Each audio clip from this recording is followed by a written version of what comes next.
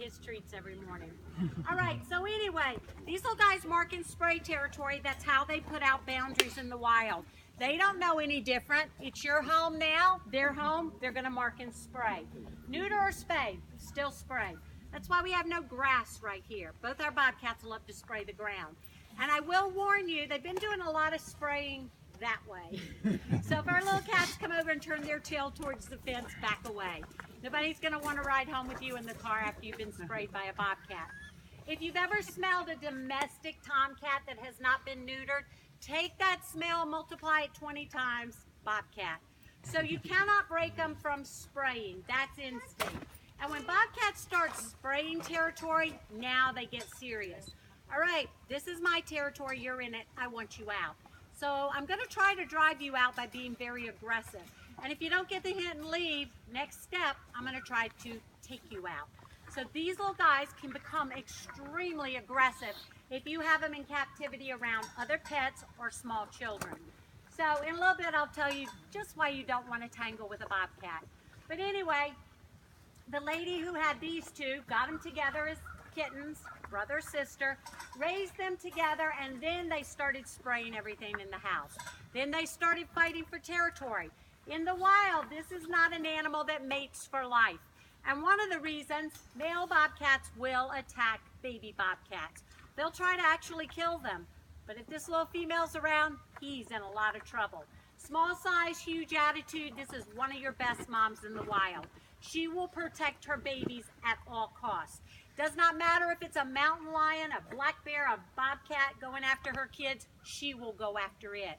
So kids, kind of like your folks who would protect you with their lives, that's her.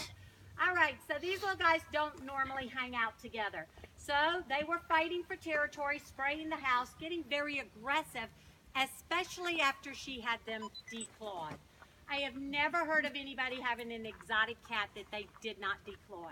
I am so opposed to that. I am not a fan of declawing a cat, any cat, but I know why people do it in this case, even though I don't agree with it. Look at her little feet. They're not really huge. However, those feet are so powerful, bobcats can smack a groundhog in the head like that and knock it out cold. That's a big rodent. So if she can knock out a groundhog in one blow or stun it long enough to get a good bite on it, think of what she could do to you just playing with you as a pet. You know, I play with my cats, I'll get a scratch, there it is, a little line of blood. You play with her and she's got her nails, you will need stitches. So people think they're gonna make this little cat safe by declawing it.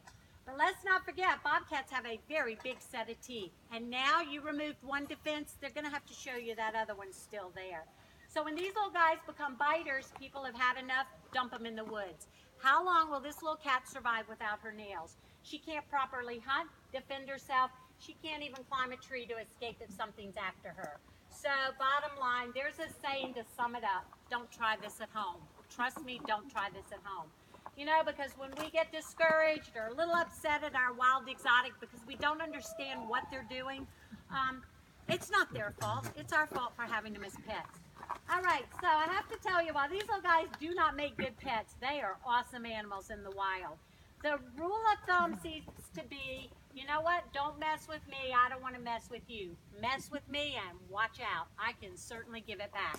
But I do want to explain before I get into that, the issues we have dealing